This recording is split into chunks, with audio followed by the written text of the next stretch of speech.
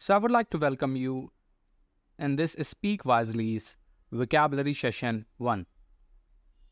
लेकिन इस सेशन को स्टार्ट करने से पहले मैं कुछ कारणों को क्लियर करना चाहूँगा जिनकी वजह से हम अपनी विकैबलरीज को नहीं इम्प्रूव कर पाते हैं। सबसे पहला कारण है कि विकैबलरीज को याद करने के बाद उनको इस्तेमाल ना करना। अगर आप विकैबलरीज को याद करेंगे और उनको अपनी डेली लाइफ में यूज़ नहीं करेंगे सो ज़्यादा चांसेस हैं कि आप उनको भूल जाएंगे। So try to use the vocabularies that you are learning. जो भी विकैबलरीज आप सीखते हैं कोशिश करिए कि उनका ज़्यादा से ज़्यादा आप इस्तेमाल करें, और नेचुरली आप देखेंगे कि विकैबलरीज को जो भूलने की तीव्रता है वो समय के साथ कम होती चली जा रही है। अनदर प्रॉब्लम इज़ देयर, अपनी लोकल या नेटिव लैंग्वेज जो भी है आपकी, उसका सहारा लेना विकैबलरीज को याद रखने के लिए। जैसे जो मेरे हिंदी भाषी दोस्त हैं वो क्या करते हैं कि इंग्लिश की विकैबलरीज के साथ साथ हिंदी भी लिखते हैं, और हिंदी जो है हमारा दिमाग सबसे पहले देखता है क्योंकि हिंदी हमारे लिए सरल है, और हिंदी के माध्यम से वो इंग्लिश की विकैबलरीज को याद रखने की कोशिश करता है। तो वक्त के साथ हमें हिंदी तो याद रह जाती है लेकिन इंग्लिश वाली विकैबलरीज को हम भूल जाते हैं। तो कोशिश करेंगे जो इंग्लिश में आप विकैबलरीज याद कर रहे हैं उनके इस्तेमाल सीखिए और उनको इंग्लिश में ही याद करें, सो आपके लिए ज़्यादा बेनिफिशियल रहेगा और ज़्यादा वक्त के लिए आप विकैबलरीज को अपने दिमाग में रख पाएंगे। हो सकता है कि आप आजीवन काल उन विकैबलरीज को कभी ना भूलें। तो बिना समय गंवाएं आज के इस सेशन को स्टार्ट किया जाता है, and let's start this session. So इस सेशन को अटेंड करने के लिए हमारे पास कुछ रूल्स हैं जिससे हम विकैबलरीज को काफ़ी लंबे समय तक अपने दिमाग में सस्टेन कर पाएँ। सो पहला रूल जो हमारा ये है कि आप विकैबलरीज को यहाँ पर देख रहे होंगे 10 विकैबलरीज आर देयर, लेकिन इनके आगे कोई भी मीनिंग नहीं लिखा हुआ है। सो मैं एक्सप्लेन करूँगा और आपको इस वीडियो को बस देखना है। आप चाहें तो इस वीडियो को रिपीट मोड पर 3, 4, 5 बार देख सकते हैं, लेकिन लिखने की कोशिश मत करिएगा वीडियो को पॉज करके। सबसे पहले आपको वीडियो को बस देखना है। जब आपको लगे कि हाँ आप इन 10 की 10 विकैबलरीज को लिखने के कैपेबल हो गए हैं, आप कॉपी में इनके मतलब को लिख सकते हैं, उस समय आप वीडियो को छोड़ सकते हैं और जाकर अपनी कॉपी में इन विकैबलरीज को इनकी मीनिंग के साथ लिखिए, और आप देखेंगे कि आपकी विकैबलरी की जो याद करने की क्षमता है वो नेचुरली बढ़ती चली जा रही है। सो ये सिर्फ विकैबलरी याद कराने का सेशन नहीं है, ये विकैबलरी कैसे याद रखी जाती है इस प्रकार की एक ट्रेनिंग मैं आपको प्रोवाइड कर रहा हूँ इस वीडियो के माध्यम से। तो वीडियो को पूरा देखिएगा, और आप अगर इस वीडियो को देख रहे हैं दैट मीन्स कि आप एक्चुअल में अपनी इंग्लिश को इम्प्रूव करना चाहते हैं। सो बिना समय गंवाए चलिए शुरू करते हैं। सो पहला वर्ड जो है हमारे पास दैट इज़ कॉल्ड एम्बीवैलेंट। अब एम्बीवैलेंट का मतलब होता है मिक्स फीलिंग होना किसी चीज़ को लेकर। जब आप कंफ्यूज हो कि आपकी फीलिंग अच्छी है या बुरी किसी चीज़ को लेकर, तब आप एम्बीवैलेंट हो जाते हैं। Like I am ambivalent about mangoes. अब कुछ आम मुझे अच्छे लगते हैं, कुछ नहीं अच्छे लगते हैं, सो I can say I am ambivalent about it. मैं इसको लेकर एम्बीवैलेंट हूँ। जैसे for an example Puneet superstar का आजकल आप लोगों ने नाम बहुत ज़्यादा सुना होगा। तो पुनीत सुपरस्टार साहब जो हैं हमारे, अब some people are most of the people are ambivalent about him. उनको समझ में नहीं आता है कि इस व्यक्ति को पसंद किया जाए या ना पसंद किया जाए। So now another word that we are having over here is called forsake. Forsake एक हमारा वर्ब है। अब वर्ब और एडजेक्टिव के बीच में मैं आपको फ़र्क समझा देता हूँ। वर्ब्स तो आप जानते हैं ये समय के अनुसार अपने आप को बदल सकते हैं, बट एडजेक्टिव्स क्वालिटीज़ दिखाते हैं, एक प्रकार से क्वालिटी होते हैं किसी चीज़ के। और फॉरसेक का मतलब होता है किसी चीज़ को परमानेंटली छोड़ देना।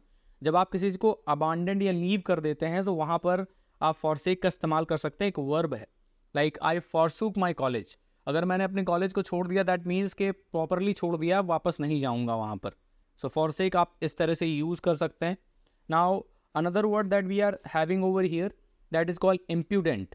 अब इम्प्यूडेंट का मतलब होता है बहुत ही ज़्यादा बोल्ड पर्सन, जो दूसरों को क्या फ़र्क पड़ेगा उसकी बात से बिल्कुल इसका ख्याल नहीं रखता है। वो कुछ भी कहता है, कुछ भी कहता है और कभी भी कहता है, और he is just bold and says anything to anybody.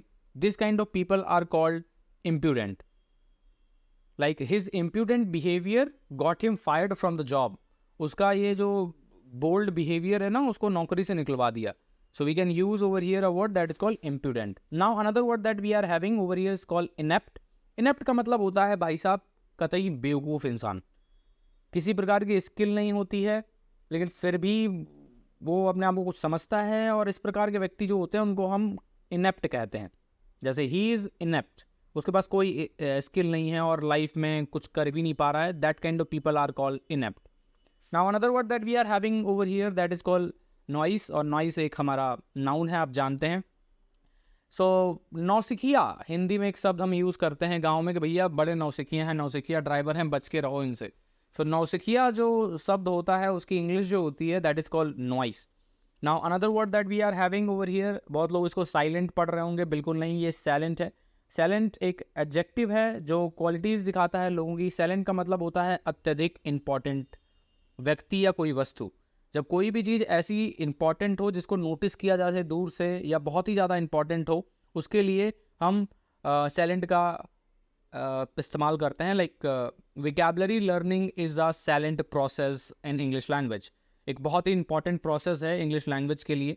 अगर आप अपनी इंग्लिश लैंग्वेज को इम्प्रूव करना चाहते हैं तो अच्छी विकैबुलरी का होना भी बहुत ज़्यादा ज़रूरी है, जो एक साइलेंट प्रोसेस कहलाता है। ओके, तो some silent points of my course clearly stuck in my mind, यानी कुछ इंपॉर्टेंट पॉइंट्स जो मेरे कोर्स से थे वो मेरे दिमाग में बस फंस से गए हैं, अटक गए हैं, याद है मुझको वो, तो साइलेंट का इस्तेमाल मैं यहाँ पर कर रहा हूँ। Another word is there that is called embrace. Embrace, yes, इसको हिंदी में आप ड्वेस कह सकते हैं, ऑफेंस या अनॉयंस। आप एम्ब्रेज लिया जाता है, टेक एम्ब्रेज हमेशा यूज़ करेंगे, एक नाउन है। Like he took embrace of my words, उसने मेरी बातों का बुरा मान लिया या बुरा मान के बैठ गया, तो एम्ब्रेज ड्वेस के लिए आप यूज़ कर सकते हो उसको, मतलब बुरा ले लिया उसने। Now another word that we are using over here that is called serendipity. ऐसा कोई डेवलपमेंट जो कहीं ना कहीं फिजिकली और फाइनेंशियली हमारे लिए बेनिफिशियल हो, तो हम सेरेंडिपिटी उसको यूज़ कर सकते हैं, एक नाउन है। Like solar is a serendipity development for India. अब सोलर, जैसे आप देख रहे होंगे, सोलर पावर इस समय डेवलप हो रहा है और इंडिया के लिए बहुत ही ज़्यादा बेहतरीन चीज़ है, ये सेरेंडिपिटी है इंडिया के लिए। सो कोई भी ऐसा बेनिफिशियल डेवलपमेंट जो होता है, जो जनता के लिए और सरकार के लिए कहीं ना कहीं फ़ायदेमंद हो, उसे इंग्लिश में हम सेरेंडिपिटी कहते हैं। So another word that we are discussing over here is called quaint. अब क्वेंट एक एडजेक्टिव है जो क्वालिटी दिखाता है। क्वेंट का मतलब होता है ओल्ड फैशन्ड, कोई भी चीज़ जो पुरानी है लेकिन फिर भी अट्रैक्टिव है, उसे हम क्वेंट कहते हैं। जैसे हमारी रेखा जी हैं, रेखा जी को आप लोग जानते होंगे, अमिताभ बच्चन के साथ जिन्होंने बहुत सारी मूवीज़ करी हुई हैं, रेखा जी को। She is a quaint woman, she is old but even attractive.